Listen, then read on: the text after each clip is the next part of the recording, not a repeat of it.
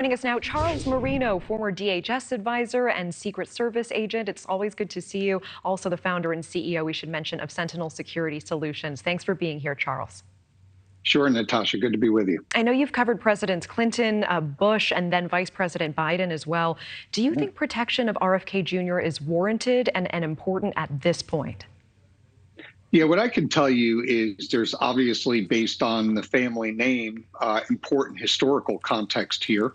And also it's important to note that, there is notoriety associated with this candidate. But as you described, this is a collaborative review process that takes place. The Secret Service does not unilaterally or have the power to implement security measures. That is left to the Secretary of Homeland Security, who works with those members of Congress, including the Speaker of the House and leaders of the majority and minority parties. But there are other factors that come into play. Obviously, the Secret Service has done a threat assessment. They will continue to monitor threat intelligence with respect to RFK Jr.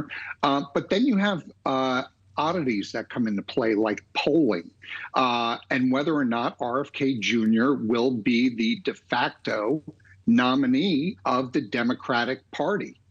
Some would say right now that that is still with President Joe Biden. So all of these things come into play. But as we heard in previous interviews, if there were specific and credible intelligence out there that concern the Secret Service, that would have been raised. And there have been exceptions. You've heard when President Obama was candidate, when he was assigned protection very early based on a high volume of credible and specific threats against his life. So there are exceptions, which tells me that the Secret Service and DHS have not seen this with RFK Jr.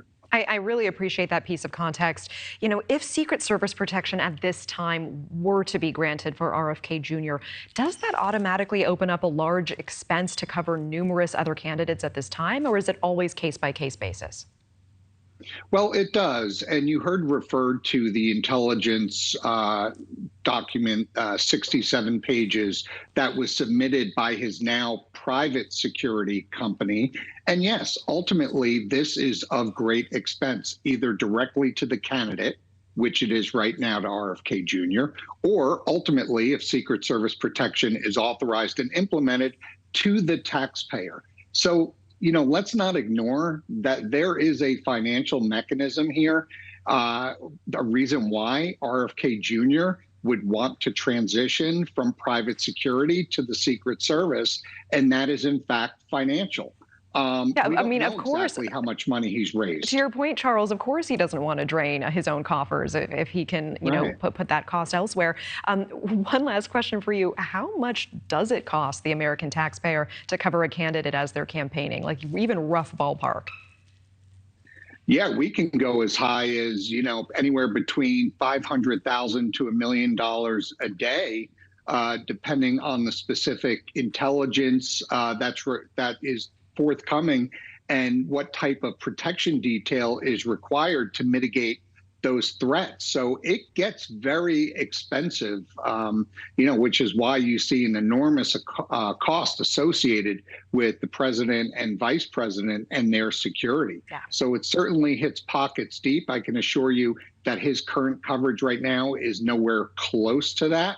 And likely would not be if the Secret Service were brought in at some time. But of course, it scales up based on specific threats and, of course, how close we get to the elections. Okay. Charles Marino, always appreciate the perspective. Thank you so much for your time.